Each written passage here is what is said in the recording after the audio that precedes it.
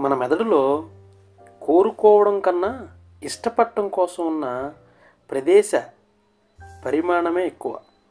ప్రధాన భాగం అనుబంధ భాగాలన్నిటిలోనూ ఇష్టపడటం అనే అంశాన్ని సూచించే సర్క్యూట్లు ఎక్కువ. దీంతో పోలిస్తే కోరుకోవడాన్ని సూచించే సర్క్యూట్లు తక్కువ ప్రదేశంలో అమరి ఉంటాయి. వీటిని ఆనందోత్పాదక ప్రదేశాలు అంటారు. అంటే ఆనందాన్ని కలిగించేవి అనమాట. మన మెదడులో ఇవి చిన్న చిన్న దీవుల మాదిరి పరుచుకొని ఉంటాయి. ఇష్టపడే పరిశోధనలో తేలింది ఏమంటే, ఇష్టపడే ప్రక్రియలో భాగంగా మెదడులోని యావత్ ప్రాంతము సక్రియాత్మకంగా అంటే సరిగ్గా వ్యవహరిస్తుండగా, కోరుకునే ప్రక్రియలో మాత్రం కేవలం 10% ప్రదేశంలోనే సందడి కనిపించిందంట. చాలామంది సైంటిస్టులు ఈ కారణాలు మెదడులో జరిగే కొన్ని కెమికల్ రియాక్షన్స్ వల్ల ఇవి బలపడటం లేదా అధికమవుతాం కారణమవుతున్నాయని చెప్పారు. ఇంతకీ ఇదంతా ఎందుకు చెప్తున్నాను అనుకుంటున్నారు? ఈరోజు మన పాడ్కాస్ట్ డోపమైన్ గురించి. అవును, ఈ డోపమైన్ డోలిక గురించి నేను మీకు చెప్పబోతున్నాను. ముందుగా నేను మీ ఎడప వినీత్. ఈరోజు మన పాడ్కాస్ట్ డోపమైన్. ఎందుకంటే మనిషి తన జీవన పరిణామ క్రమంలో తన శరీరాన్ని దేనికి ఎక్కువ అర్పిస్తాడు అంటే ఉద్రేకానికి, ఆనందానికి, సంతోషానికి మాత్రమే.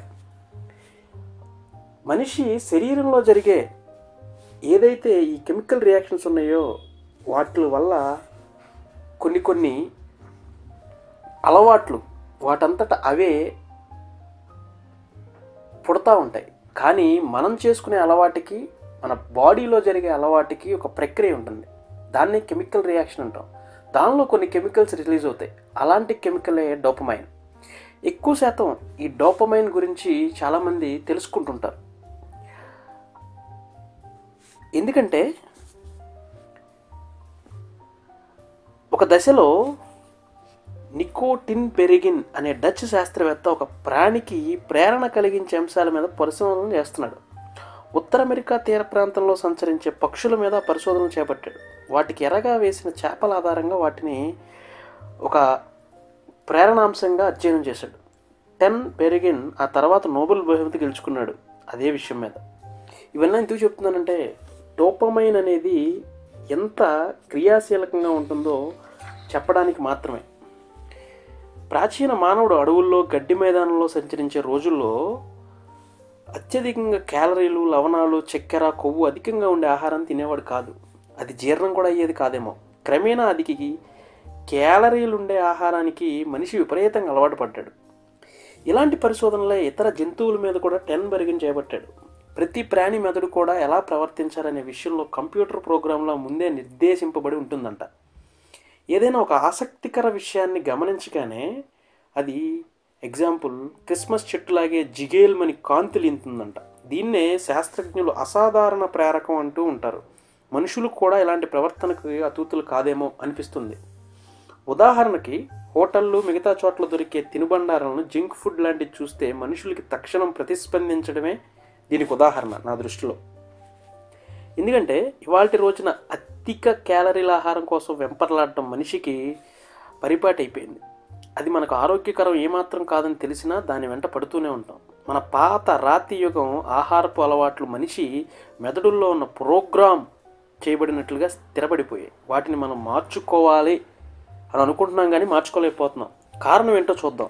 ఆహారాన్ని అలాగే ఆహారాన్ని ఆకర్షణీయంగా మలిచేందుకు, అమ్మేందుకు ప్రపంచవ్యాప్తంగా ఆహార ఉత్పత్తుల కంపెనీలు కోట్లు వెచ్చిస్తుంటాయి. అవి మనకు కూడా తెలుసు.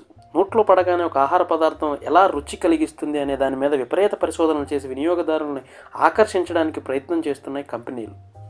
ఎగ్జాంపుల్ దానికి ఆలు చిప్స్. తిన్న కొద్దీ మళ్ళీ మళ్ళీ తినాలనిపించేలా ప్రోస్టెడ్ ఫుడ్ పరిశ్రమ తయారైపోయింది. అలా చేయకపోతే ఆ పరిశ్రమ మనుగడే కష్టం కాబట్టి. అతిగా తినడం, ఆధునిక ఆహార పరిశ్రమలు ఇవన్నీ ఆకర్షణీయతకు మనిషి ఎలా ప్రభావితమవుతున్నాడు అనేది ఒక ప్రబల తార్కాణం.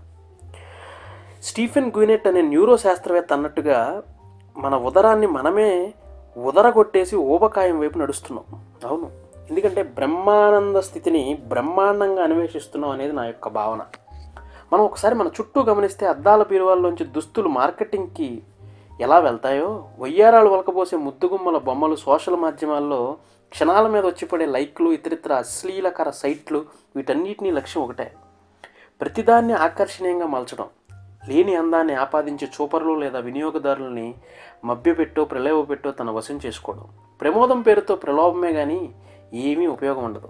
మనకు మన పూర్వీకులు మెదడైతే ఉంది కానీ మనకున్నన్ని ప్రలోభాలకు బహుశా వారు కూడా ఎన్నడూ గురై ఉండరేమో.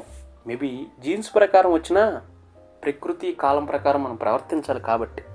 ఇది కేవలం నా యొక్క భావన మాత్రమే. చరిత్ర మనకి మార్గదర్శిగా భావిస్తే భవిష్యత్ అవకాశాలు వాటికన్నా ఎక్కువగా ఆకర్షణీయంగా ఉన్నాయి కాబట్టి ఈ డోపమైన్ అనేది మనిషి మెదడు మీద అత్యధిక ప్రభావం చూపిస్తుంది. డోపమైన్ అనే న్యూరో ట్రాన్స్మిటర్ని కొలవడం ద్వారా శాస్త్రజ్ఞులు ఒక మనిషిలో తపన కలిగి ఆ క్షణాన్ని కనిపెట్టడానికి ప్రయత్నించారు. 1954లో జేమ్స్ వోల్ట్స్, పీటర్ మిల్నర్ ప్రయోగం చేపట్టారు. ఎలుకల మెదడులో ఎలక్ట్రోడ్లు పెట్టి పరీక్షించారు. దాంతో డోపమైన్ విడుదల దెబ్బతిని ఆ ఎలుకలకు జీవించాలనే కోరిక నశించింది. తిండికి, సెక్స్కి కూడా అవి దూరం అయ్యాయి. వాటిలో తపన నశించింది. దాహానికి తాళలేక కొన్ని రోజుల్లో అవి చచ్చిపోయాయి. కేవలం డోపమైన్ మీ అలవాట్లను ప్రభావితం చేసే రసాయనమే కాదు. ప్రతి ప్రవర్తనలో మెదడులో పలు పార్శ్వాలు న్యూరోకెమికల్స్ పాత్ర ఉంటుంది. ఎవరైతే అలవాట్లు డోపమైన్కి సంబంధించినవి అంటారో వారు ఈ ప్రక్రియలో పెద్ద భాగాలను వదిలిపెట్టేస్తుంటారు. డోపమైన్ అలవాట్లు రూపుదిద్దుకోవడంలో ప్రముఖ పాత్ర వహిస్తాయి. నేను ఈ అధ్యాయంలో చెప్పేది ఏంటంటే, డోపమైన్ ప్రస్తావన మాత్రమే తీసుకోవచ్చు, కానీ అది జీర్ణ సంబంధమైన కోరికని, కాంక్షని, ప్రేరణని కూడా ప్రతి అలవాటులో కలిగిస్తుంది. కాబట్టి అలవాటు ఉన్న వాళ్ళు ఎక్కువగా డోపమైన్ రిలీజ్ అయినప్పుడు ప్రవర్తించే తీరు మనకు అర్థమవుతూ ఉంది. ఎగ్జాంపుల్, మనకి కొకైన్ అంటే డ్రగ్స్ తీసుకునే వాళ్ళలో ఆ ఉత్ప్రేరకం ఎంత పనిచేస్తుంది, ఎంత మోతాదులో వాళ్ళు ఎగ్జైట్ అవుతారనేది మనకు అర్థమవుతూ ఉంటుంది గమనిస్తే.